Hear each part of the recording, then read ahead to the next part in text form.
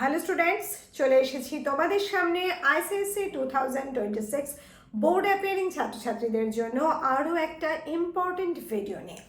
তোমরা যারা তোমাদের বাংলায় চাঁদের পাহাড় অর্থাৎ বিভূতিভূষণ বন্দ্যোপাধ্যায় রচিত বিশেষ কিশোর উপন্যাসটা রেখেছ, তাদের জন্যই কিন্তু আমার আজকের এই ভিডিও।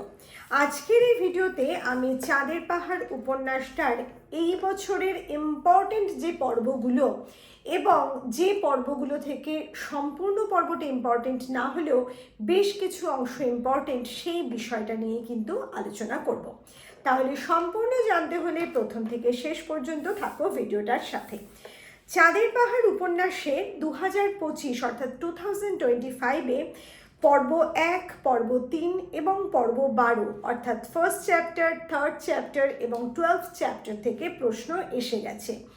প্রথমে যে কথাটা বলবো যে এই চ্যাপ্টারগুলো থেকে প্রশ্ন এসে গেছে অর্থাৎ এই চ্যাপ্টারগুলো থেকে কোনো মতেই প্রশ্ন আসবে না এমনটা কিন্তু হওয়া একেবারেই হবে এমন নাও হতে পারে, কারণ কাউন্সিলে এমন কোনো নির্দিষ্ট নিয়ম নেই। আর তাছাড়া হলো উপন্যাস এমন একটা বিষয় যে সেই উপন্যাসের কোনো একটা বিশেষ লাইন থেকে প্রশ্ন তুললে সেটা সবসময় যে একটা চ্যাপ্টারকে মিন করছে তা তো হতে পারে না।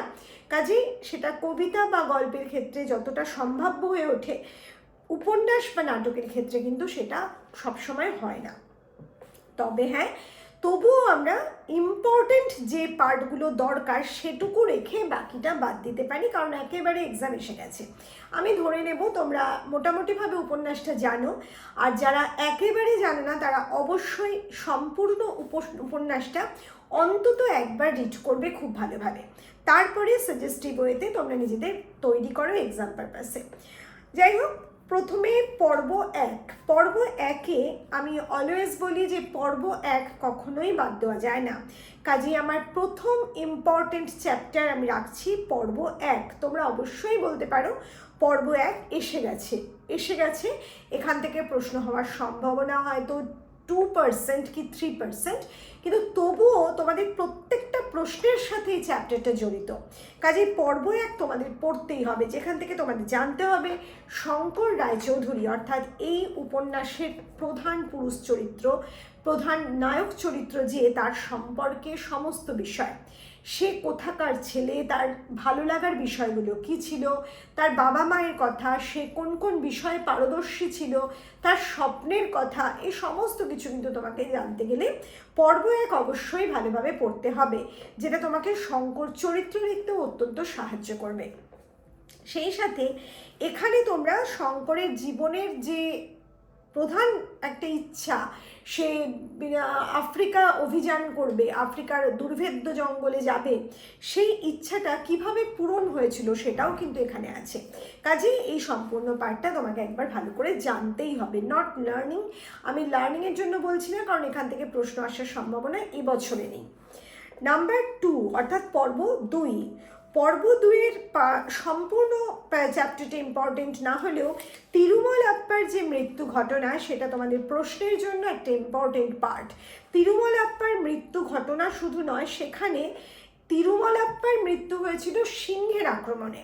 এই যে মৃত্যু ঘটনা সেটা তো ইম্পর্টেন্ট, তার সম্পর্কে যে কথাগুলো শঙ্কর বলেছে সেগুলো, তিরুমালাপ্পাকে খুঁজে পাওয়া যাচ্ছে না যে দৃশ্যগুলো সেগুলো, তিরুমালাপ্পাকে যে সিংহে নিয়ে গেছে তার প্রমাণ, এছাড়া তিরুমালাপ্পার সাথে শঙ্করের আলাপ হওয়া, মানে যে অংশে আলাপ হয়েছে যে জায়গায় গিয়ে সেখানে সিংহের যে ভয়াবহ আক্রমণ বারবার আমরা দেখেছি, সেই জায়গাগুলো কিন্তু তোমাদের জন্য ইম্পর্টেন্ট। এরপর আমরা যাব পর্ব 3। পর্ব 3টা তোমরা সম্পূর্ণভাবে বাদ দিয়ে যেতে পারো, কিন্তু একবার রিড করবে, এখান থেকে প্রশ্ন আসার সম্ভাবনা কম। যদিও আসে আমি বলবো এই ধরনের প্রশ্ন অ্যাটেম্প্ট না করাই ভালো। পর্ব 4 2026-এর জন্য প্রথম ভেরি ভেরি ইম্পর্টেন্ট চ্যাপ্টার, চাঁদের উপন্যাসের প্রথম ইম্পর্টেন্ট পর্ব যাকে বলা যায় চাঁদের উপন্যাসের, তোমাদের জন্য সেটা হচ্ছে পর্ব 4। পর্ব 4 থেকে একটা প্রশ্ন এবছর তোমরা পাবে, এটা আমার একটা ধারণা, পেয়ে যাওয়ার খুব সম্ভাবনা আছে। পর্ব 4-এ অ্যালভারেজকে প্রথম শঙ্কর উদ্ধার করেছে জঙ্গলের একটা গাছের তলা থেকে।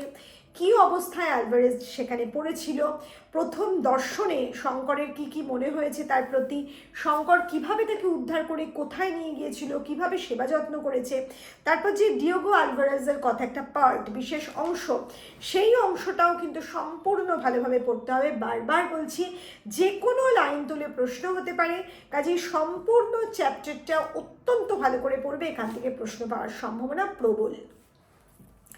এখানেই আমরা পাবো জিম কার্টারের সাথে আলভারেজের সাক্ষাৎ কিভাবে হয়েছিল, জিমের সাথে জিমের যে শখগুলো সেগুলো কি ছিল, কাফির বস্তির যে ঘটনা সেটাও ইম্পর্টেন্ট, জিমের মৃত্যু ঘটনা তার বর্ণনা, জিমের মৃত্যুর পর আলভারেজ কী করেছিল, সেদিন শঙ্করকে আলভারেজ কী দিয়েছিল, মানে এই যে ঘটনাগুলো বললো তারপর শঙ্করকে আলভারেজ কী দিয়েছিল এবং কি বলেছিল, সম্পূর্ণ বিষয়গুলো কিন্তু একেবারে লার্ন করে নেবে পর্ব 4 থেকে। আবারও বলছি, পর্ব 4 থেকে একটা প্রশ্ন কিন্তু তোমরা পেয়ে যেতে পারো। পর্ব 5টাও আমি বলবো জাস্ট ফর রিড, মানে রিড করো একবার ভালোভাবে, খুব একটা ইম্পর্টেন্স আমি এই চ্যাপ্টারকে দিচ্ছি না।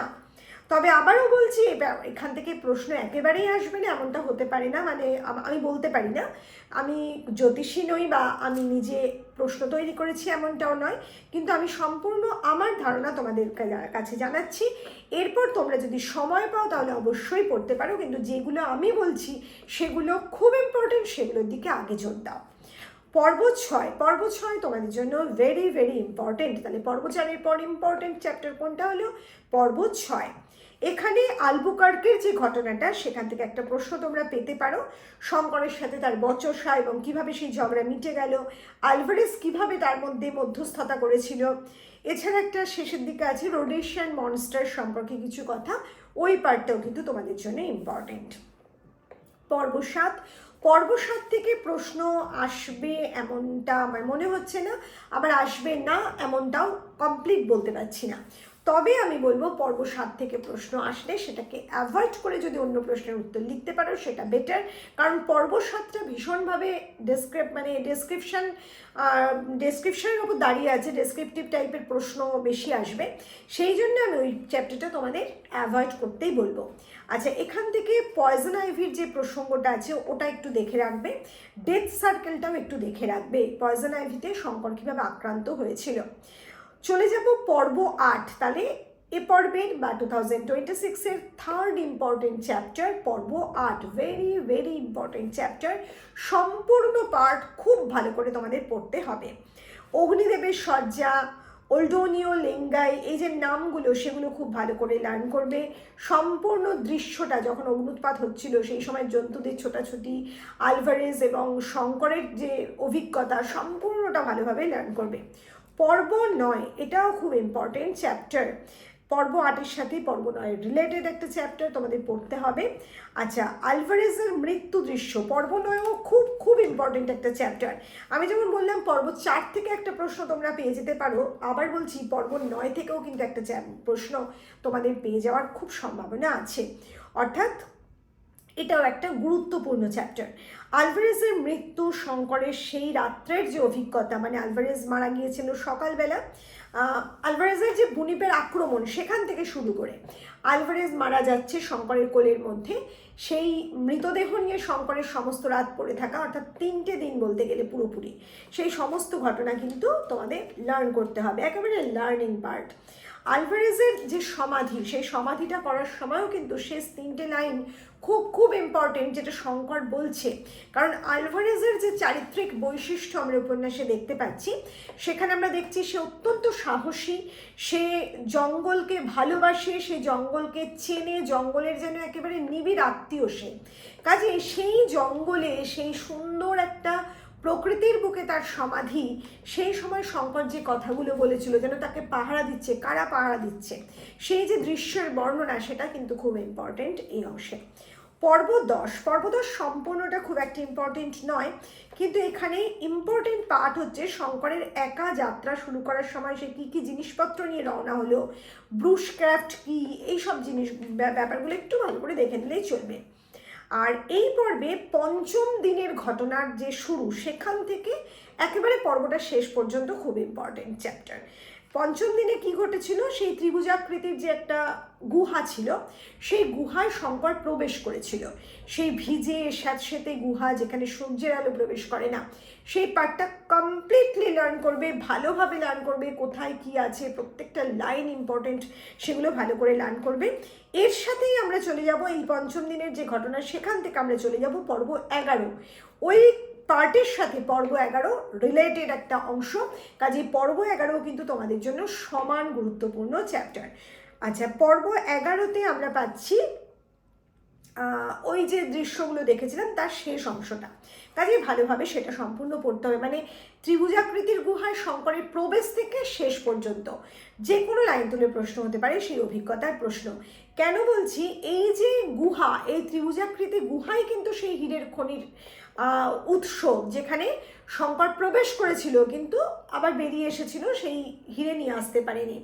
এই সম্পূর্ণ চাঁদের পাহাড় উপন্যাস থেকে আরেকটা প্রশ্ন কিন্তু আসতে পারে, যে হীরের সন্ধানে গিয়েছিল জিম কার্টার, গিয়েছিল আলভারেজ, গিয়েছিল আত্তিলিও গাত্তি, গিয়েছিল শঙ্কর, একমাত্র শঙ্কর ফিরে এলো। তোমার মতে কি কি কারণ শঙ্করকে রক্ষা করলো? কেন শঙ্কর ফিরে এলো? আলভারেজ তো অত্যন্ত সাহসী ছিল, সে বাঁচলো না। জিম কার্টার সাহসী ছিল, সেও বাঁচলো না। আত্তিলিও গাত্তি, সে অত্যন্ত সাহসী ছেলে, সে অত্যন্ত বলিষ্ঠ, তার মধ্যেও মানে যথেষ্ট জেদ ছিল, সেও বাঁচলো না। কেবল বাঁচলো শঙ্কর। সম্পূর্ণটাই কি নিয়তি? তা কিন্তু সম্পূর্ণটা নিয়তি আমরা বলতে পারি না, কারণ নিয়তি ছাড়াও শঙ্করকে আক্রমণ করতে পারতো, যেটা সেটা হচ্ছে শঙ্করের লোভ। কিন্তু সেই লোভ থেকে শঙ্কর বেরিয়ে এসেছে, কারণ সেই লোভের যে মুহূর্ত, সেটা কিন্তু তৈরি হয়নি, কারণ শঙ্কর চিনতে পারেনি সেই হীরেকে। সেই কাঁচা হীরে শঙ্করের কাছে একটা অন্য সাধারণ পাথর ছিল। এটাও কিন্তু একটা ইম্পর্টেন্ট বিষয়, যে পাথরের মোহ শঙ্করকে মোহগ্রস্ত করে সময়টাকে শেষ করে দিতে পারতো, শঙ্কর আরও ক্ষতির দিকে এগিয়ে যেতে পারতো, সেটা কিন্তু শঙ্করের জীবনে আসেনি। যাই হোক, এই যে এরকম একটা প্রশ্ন কিন্তু তোমাদের আসতে পারে। পর্ব 11 গেল। পর্ব 12 থেকে 2025-এর প্রশ্ন এসে গেছে, তবুও আমি বলবো এই পর্বে প্রথম দিকটা, মানে আত্তিলিও গাত্তির সাথে যে আত্তিলিও গাত্তির প্রসঙ্গ এলো কেন, মানে শঙ্কর যে নতুন একটা গুহায় প্রবেশ করলো, সেখানে যে পিপের ঘটনা, সেই জলপান করার ঘটনা, সেই সাপের ঘটনা, এমনকি আত্তিলিও গাত্তির কঙ্কাল, সেই হিরে দুটো, আত্তিলিও গাত্তির চিঠির সমস্ত বিবরণ, এটা কিন্তু ইম্পর্টেন্ট। কারণ 2025-এ যেখান থেকে প্রশ্ন এসছে, সেটা কিন্তু আত্তিলিও গাত্তিকে কবর দেওয়ার অংশ থেকে। আত্তিলিও গাত্তির চিঠির প্রসঙ্গ সেই অর্থে কিন্তু বিশেষভাবে আসেনি, কাজে এই অংশটা তোমরা বাদ দিও না, এটা আমি তোমাদের বলবো। যদিও এখান থেকে প্রশ্ন না আসার সম্ভাবনা বেশি, কিন্তু একটা ইম্পর্টেন্ট পার্টকে বাদ দিয়ে চ্যাপ্টার থেকে প্রশ্ন এসছে, কাজে আমি এই পার্টটা পুরোপুরি বাদ দিতে পারছি না। এবার আমরা যাব পর্ব 13 এবং পর্ব 14, দুটো পর্বই খুব ইম্পর্টেন্ট। পর্ব 13টা অত্যন্ত ইম্পর্টেন্ট, কারণ কি, এখানে শঙ্কর যে সিদ্ধান্ত নিয়েছিল, যেটা আমাদের কাছে ঔপন্যাসিক বলেছেন, এখানেই শঙ্কর একটা ভুল করেছিল। এটা একটা ইম্পর্টেন্ট লাইন, এই অংশটা খুব ইম্পর্টেন্ট একটা জায়গা। এরপরে শঙ্কর যে পরিস্থিতিতে পড়লে, একটা পাথরে লেগে তার পা যে জখম হলো, তার হৃৎপিণ্ডের রোগ হলো, এই সম্পূর্ণ ঘটনাগুলো খুব খুব গুরুত্বপূর্ণ। এবং সেই উপত্যকায় শঙ্করের যে ভয়ঙ্কর মৃত্যু, মানে মৃত্যু অনুভূতি, মানে কাছ থেকে মৃত্যুকে দেখা, সেটা কিন্তু খুব খুব গুরুত্বপূর্ণ একটা বিষয়।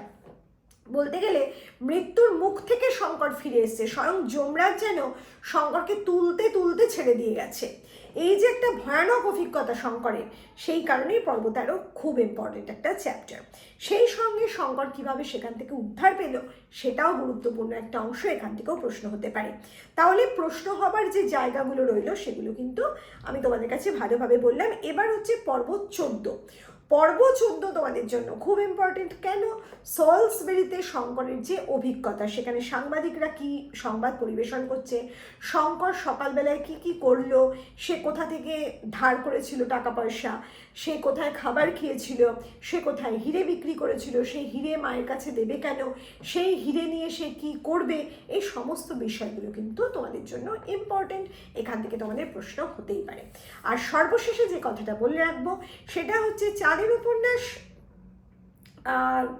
লিখতে গিয়ে পড়তে গিয়ে কোথাও যদি সমস্যা অনুভব করো, প্রশ্ন উত্তর পাচ্ছ না, তাহলে পজিটিভলি বলবো আমাদের 87741621 নাম্বারে হোয়াটসঅ্যাপ করো এবং আমাদের সম্পূর্ণ নোটস পারচেস করো। শুধু চাঁদের পাহাড় নয়, তোমাদের আইসিএসসির সমস্ত সিলেবাসের সমস্ত পার্টের প্রশ্ন, এমনকি চিঠি রচনা পর্যন্ত আমরা রেখেছি।